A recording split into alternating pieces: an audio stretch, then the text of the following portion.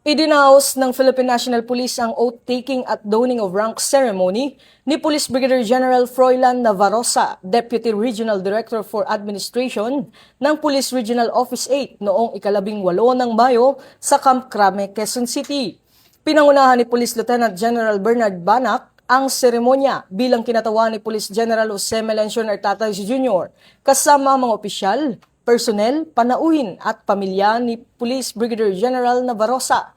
Si Police Brigadier General Navarrosa ay miyembro ng Philippine National Police Academy Patnubay Class of 1995 at kinilala sa kanyang dedikasyon, disiplina at profesionalismo sa serbisyo publiko.